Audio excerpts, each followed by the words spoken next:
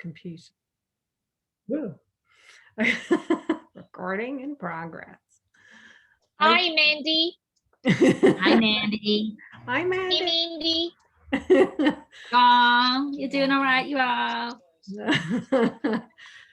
Right. Okay. So we're just going to have a little foray into small things. So I want to do share screen. Share screen. Share screen. And I want photos. Share. Okay. So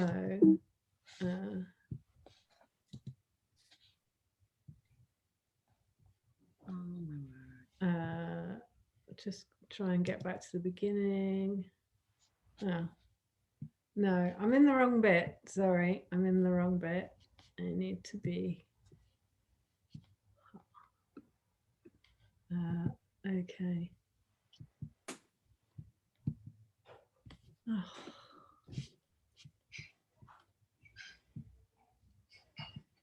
Why is it doing this? You press record.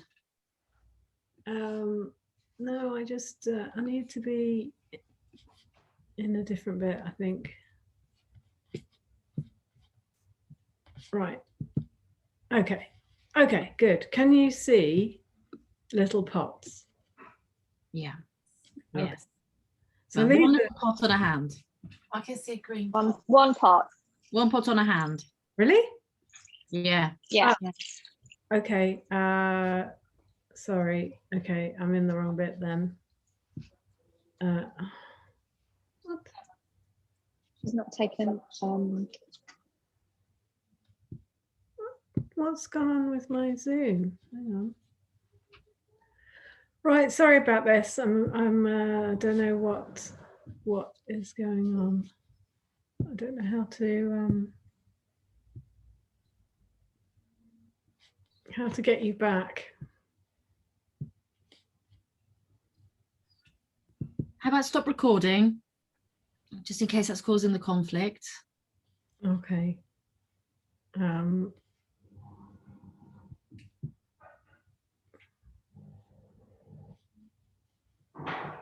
Try again.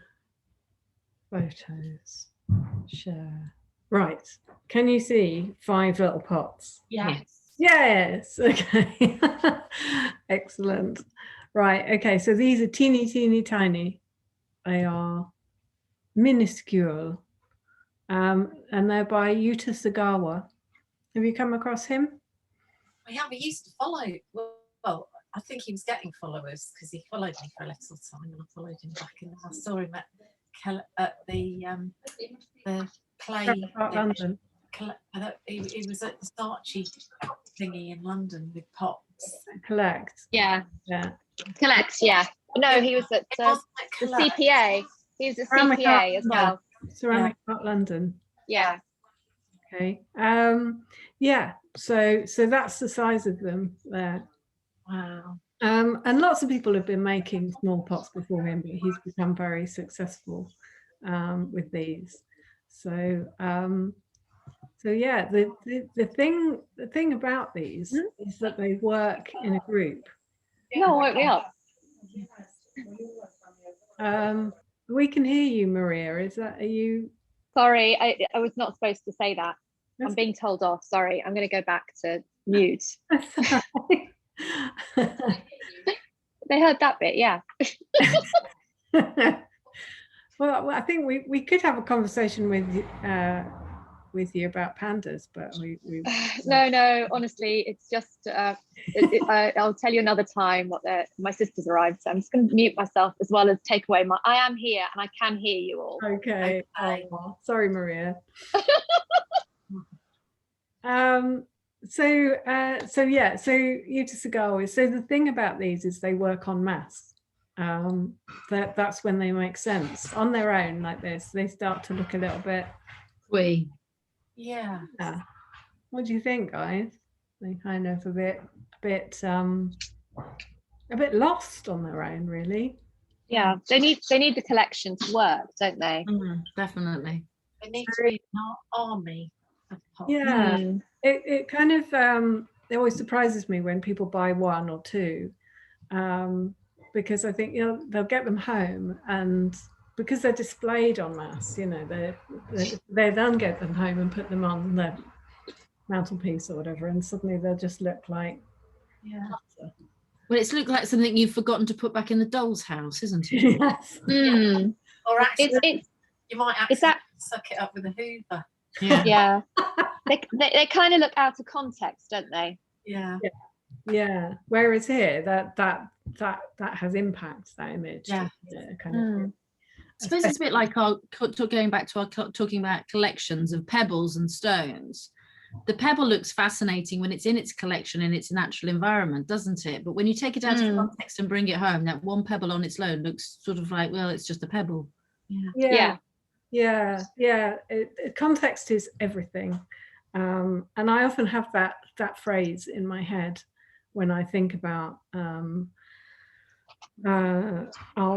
and craft and anything in general. Context is everything. It's like the floppy pot that looks like it's slumped on a student's table will look like there's something wrong with it, like you didn't do it properly. But in a gallery on a plinth will suddenly look like a work of art. You know, and the same with kind of contemporary art. You know, it's like once it's in the gallery and in a space where you're told this is by an artist, then it makes sense. So context is everything. So and if you've got pots in your studio and you think, oh, they're a bit rubbish, suddenly if you take them out of your studio environment and put them in a display environment, then they start to look very different, and they, you know, it can make or break a piece how it's displayed. So and I think it's particularly true, context is everything, for small things, because they haven't got their own presence on their own, they're only just a little thing, but it's when you put it with something else that they start to have a life of their own. So these are a little bit bigger, and these used to be in the shop here. These are by Tams in Arrowsmith. And they're you know, maybe sort of between 5 and 7 centimeters tall, the larger ones, and again, you know, on their own I thought they looked a little lost, but this group of 5 in the photograph makes them, you know, sorry, 6, isn't it? How unusual. 6, yeah. How unusual. Everything's normally 5s or 7. But they look like a thing together. So this is an artist that some of us know. Mandy knows her very well. This is Faye de Winter. Maria, you're yet to meet Faye, but you're going on holiday with her later on in the year. So she did the MA at Farnham with me. She graduated with me, and her work is very much about collections and groups of small things, and she's really influenced by the idea of collections and museum collections, and the Wunderkrammer, which is a kind of Victorian idea of sort of collecting exotic things and displaying them. Tell me what that word is again, Elaine. What? I don't know. Wunderkrammer. It's, how's it spelled? Wonder, Wunder, and then Karamer, I think. If you put that in Google, it'll correct the spelling. Okay, yeah, I'll find out. Yeah. Wunderkrammer. But it was a particular trend in sort of Victorian era for exotic displays of items, of collections. It kind of predates established museums in a way, and very wealthy individuals would have like a museum display in their home to indicate that how exotic their lives were. And that sort of influenced Faye's work to a certain extent. But she's taken this mold of a Buddha and created these individual little Buddhas, and they're terrific, and they again work really well as a group. And here's one where they're all identical, but in a frame, and that multiple thing works really well. You know, but she does make individual ones work well in how she photographs them. So she takes them on, or used to take them on exotic holidays, and you know, photograph them and give them to people to take photographs of in other places and take them with them in their pockets, and almost like an Amelie and the garden gnome. Oh yeah, I'd forgotten about that. Yeah, very much like that. So so you know, I like that this works as a group because they're all different, and this works as a group because they're all the same but organized into this display. So I think that's what's interesting, and that's why I wanted to talk to you, because it's kind of about how things work together. This is a piece of work that she displayed as her one of her final pieces at the MA show, and it's a doll's house that was hers when she was a child. Obviously, it wasn't all white when she had it as a kid, but these little Buddhas were all made from local clay that she dug and processed and made into these little Buddhas. Amazing colour clay. Lovely orange. Yeah, it's really, really bright orange. So it's quite low fired. And it's often, it's you know, it has a kind of meaning behind it. It's about home and but also travel, so, and exoticism. So it's quite interesting. Can I say something, Elaine? Oh, sorry. Yeah, go on. No, my thing is just I'm going to forget.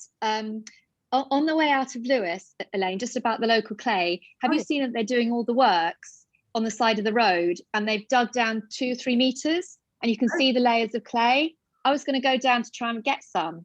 Oh, yeah. Do you know where I mean? Do you know where I mean? On the way from Lewes. Yes, on the way from Lewes up to not Ringmer, up to Newark. That road, Lewes. That road.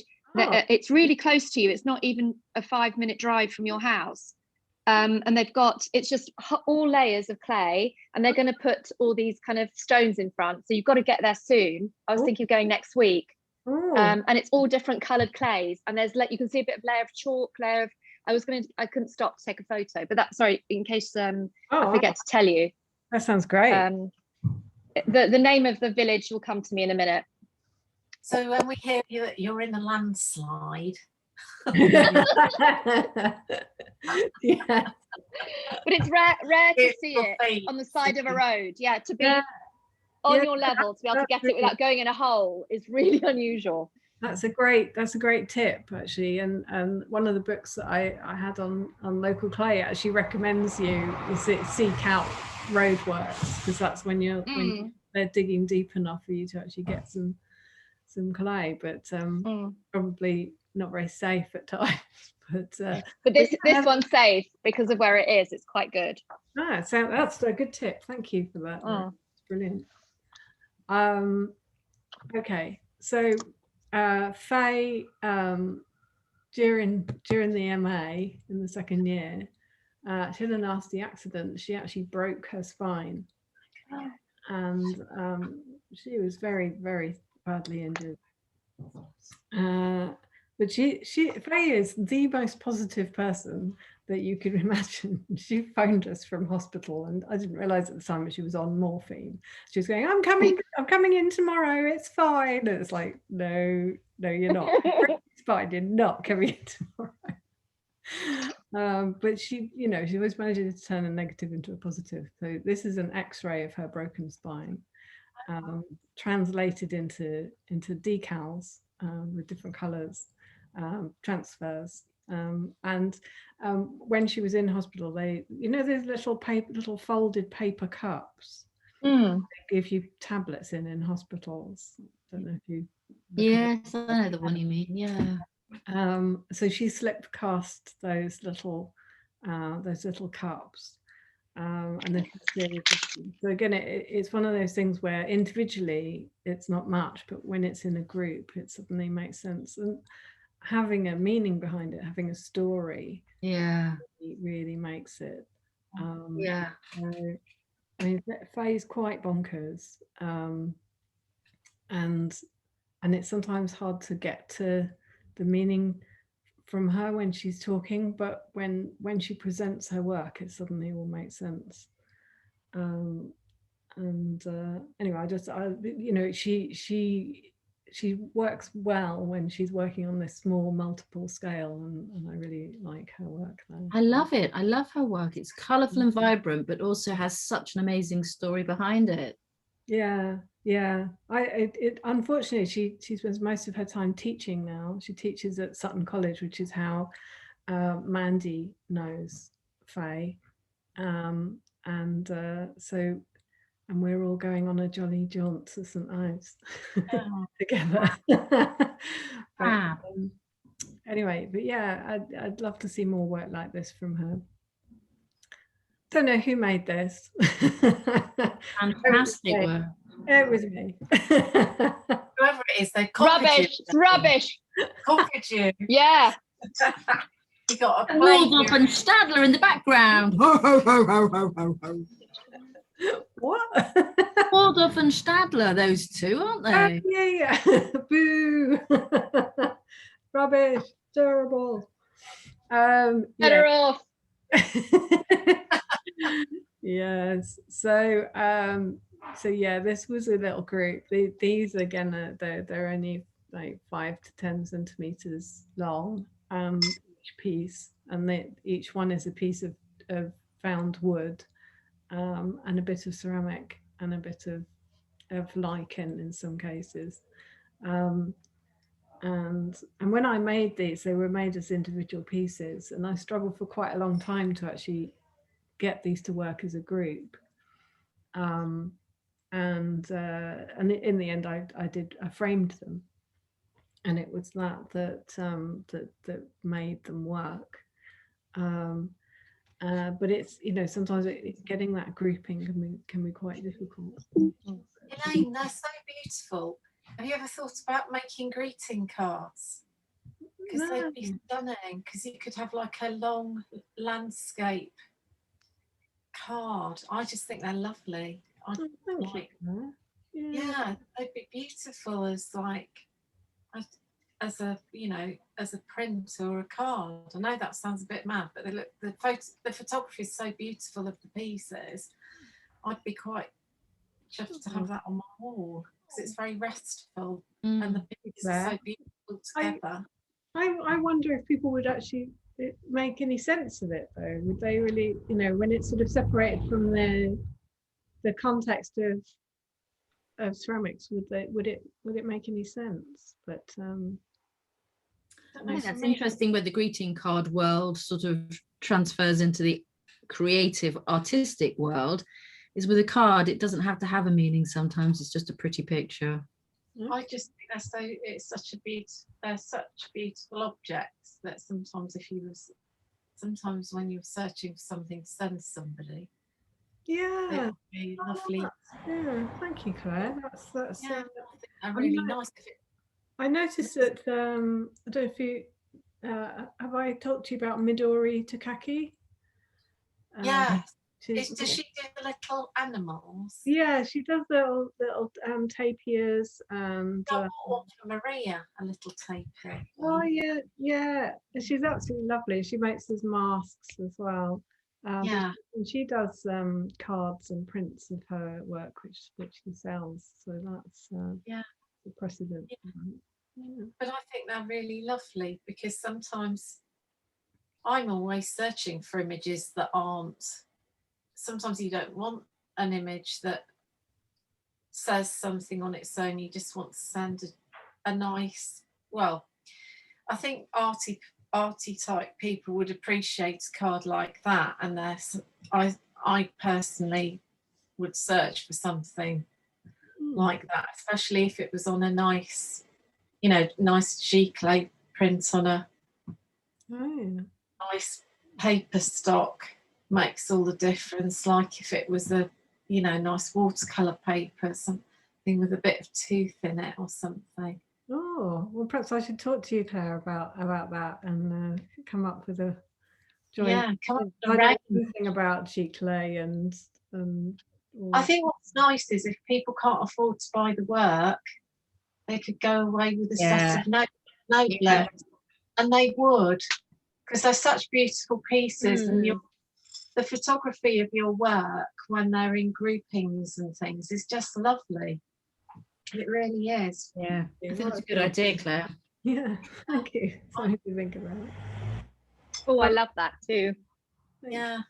Well, yeah, so again, it's, you know, these things on their own, they don't do much, but it's when they're as a group, they start to make sense. And I spend a lot of time trying to work out the perfect group, or one that works for me. And I'm working on a commission at the moment for a couple who are quite artistic, and they have a very strong idea of what they like and don't like, but aren't necessarily good at articulating that to me. And so I show them a composition that I think works, and they go, no. No, I don't like that.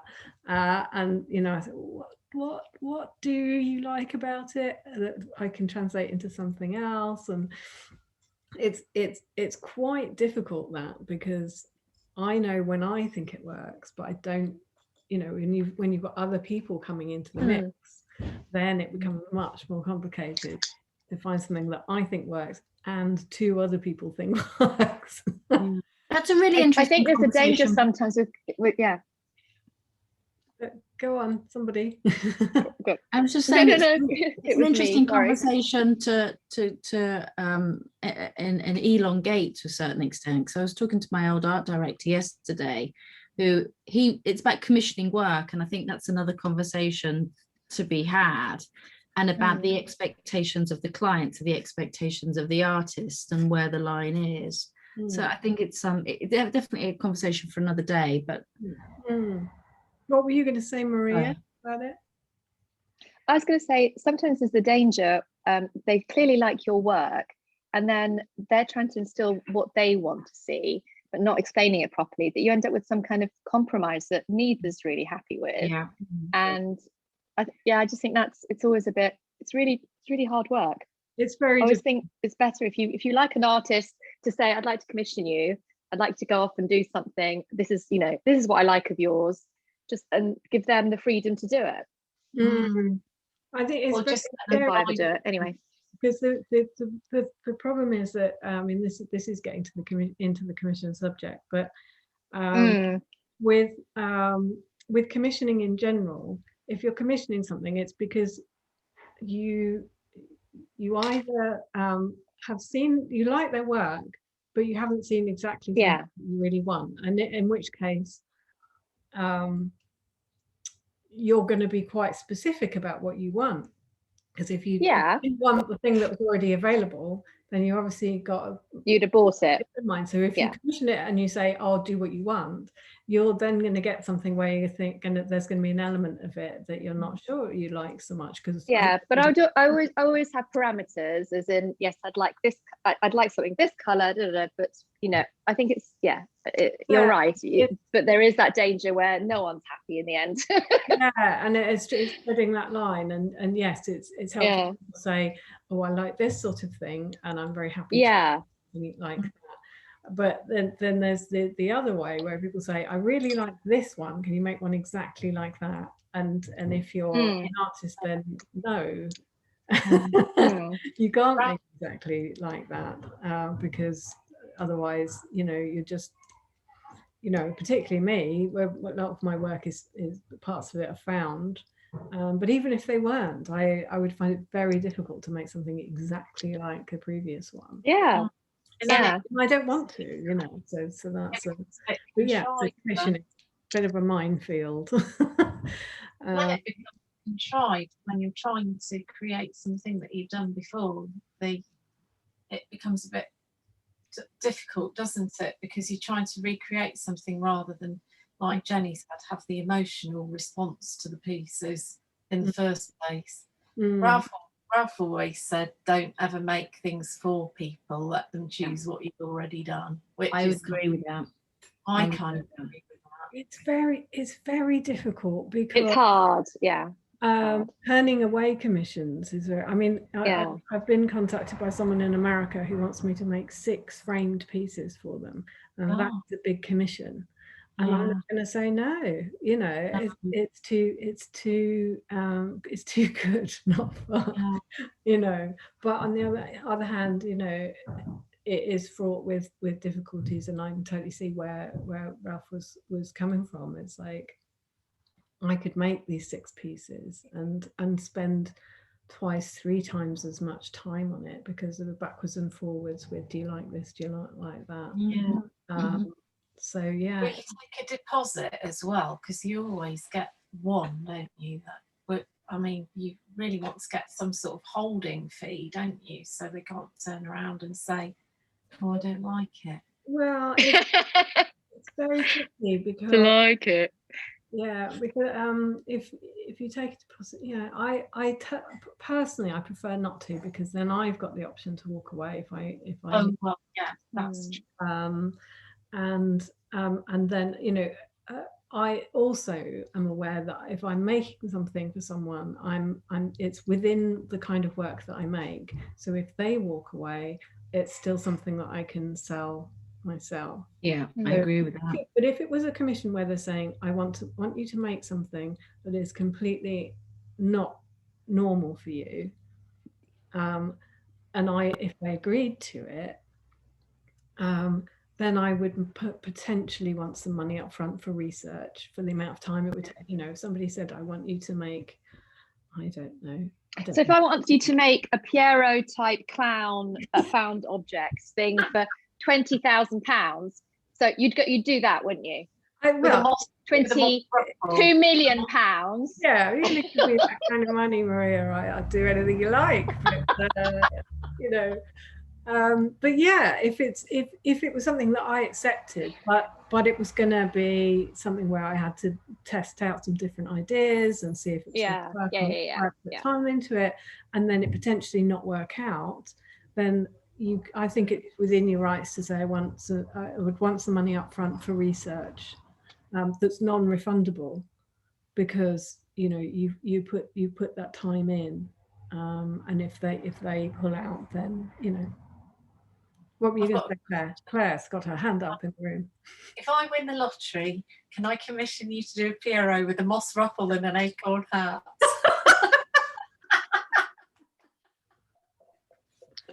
You would have to pay me a lot. Yes, you can. A lot of money. I mean, it's reputational, isn't it? You know, I would just we might have to like put in a non-disclosure agreement in there, so that you know there's no name attached. You're not allowed to tell anyone that I made it. Yeah, underlined. Oh God! Right, brilliant. So yeah, let's go back to me. I was just talking about context, so really it's all about how they group together, and for me it took me a long time to find ways to make my little pieces work with pots. It took years, because I really wanted them. I really wanted the pots and the small pieces and the found objects to work together, to creating them inside the rim or just above the rim was my way of doing it. But I tried all sorts of different things, like putting them on the outside, and you know, I don't know, it was just, yeah, it took me a long time to get happy with that, but that's why the context was so important. So, yeah. It's lovely. It's so beautiful, Elaine. I love that too. Thank you. That was so cool. The colour of the twig with the pot. Oh yes. I love that colour. To the natural tones and sort of multi-tonal In twigs all the clay. sort of works with the speckle of the glaze here, and then here the sort of blackness of this with the blackness of the different contrasting color of this. See this bit here, this twig, I'd stripped the bark from it, so you got that kind of warm nutty color. So yeah, I put a bit of thought into these things, but yeah, so it's, you know, it's how little things are not just kind of simple, they're not just scaled down versions of a bigger thing. You've got to think about how they fit with the context that they're in. Are you going to have multiples of them? Are they going to be displayed in a different way? So that's it, that's all I've got for you. So if I unshare, come back to us, I just want to check because I thought I had something else, but no, that's it. Okay, so yeah, that's kind of that was it. I mean, I you know, I could do a demo, but I think we sort of run out of time a little bit talking about it. I don't know if I can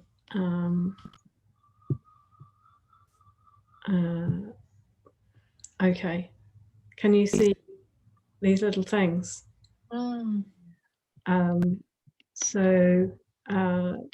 So what I've got on here, this piece here, can you see it? Oh, lovely. Is it clay? Yeah. That's lovely. I'll sort of struggle a bit to get the right angle. Nice. So this was part of that commission because they said to me that that they had seen juniper bushes in their travels, and so I thought I'd make a little sprig of Lovely. That's gorgeous. It looks exactly like that from a distance. I thought it actually was juniper until you picked it up and said it was clay on the thing. Yeah, well, it's actually a bit of local clay mixed with some porcelain. That's what's given it that colour. But obviously juniper isn't that colour. But yeah, so I made that. But having made it, it now doesn't actually fit in with the composition that I'm making. But No. at least I've got it, and I'm sure I can use it in something else. Yeah. This is that I did make for them, which is it's a little acorn. Oh, lovely. One of the things about the commission as well that they're is it's got to go to France, and another consequence of effing Brexit is that rules have changed about what you can and can't import into different countries, and we're concerned, they're concerned, and I am too, that organic material will be a questionable thing. So where things where I would normally have an actual acorn cup, I've made the acorn cup and the acorn in this case, so that I don't have to worry about that.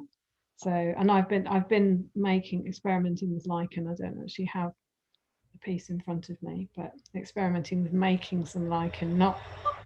Elaine, you could dip it in. It dips so well in porcelain. I've got some pieces. It looks just like it, and then if you put some oxide on. Yeah, I could do that. I wanted to explore making it as a process, but I definitely, that definitely is something I could do. Here I've got an acorn cup that I've made separately, and a berry, acorn that I made separately in two different clay colours. I don't know how, can you see they're different? Yeah, that's lovely. Yeah. So push it through the cup. It will sort of create a sort of nice contrast there. But some things haven't worked so well. I mixed a bit of cobalt and manganese and I've got kind of quite strong blue.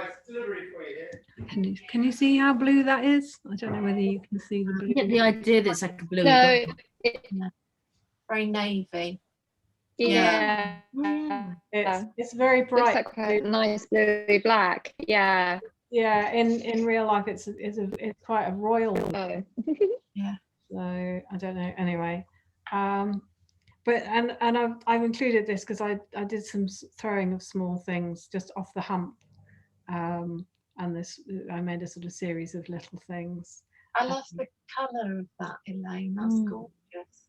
Thank I you. love that finish on it with the little black speckles. Yeah, they were flicked. They were bits of dryish iron oxide, just flick with it on the cool. and then flick the brush onto the thing, and then you get these speckles. So try that. But this is stoneware. That's the clay color there, and then a dark porcelain slip painted on, and then a white porcelain slip painted roughly over the top, and then. And is that like a magnesium oxide? It's iron chromate, the dark slip. Lovely black. I meant the flicks. Oh, that's iron oxide. That's really come out dark, hasn't it? The iron oxide. It's really nice. Yeah, it might be because of the high firing. It's really lovely. But anyway, yeah, I had a similar to Faye's Buddhas. I had a sort of box frame and sort of printer's tray things with all these little roughly made symbols, sort of like in all sorts of different colours, and they were cute. And people would buy one or two, but I would think, yeah, they really need to be in a group. So, shall I end there? I think. Thanks, Elaine. That was really cool. Really informative. Thank you. Thank you, Elaine. I'm trying to get back to my face. Oh, my face. There we are. I'm back in the room. Yeah, well, I hope that was interesting. I'm sorry it wasn't an actual making demo, but I just thought, oh, I remembered what I was going to do, which was like Jenny and Maria were supposed to be talking about their work. Oh, look, it's at the end of the day. Oh dear.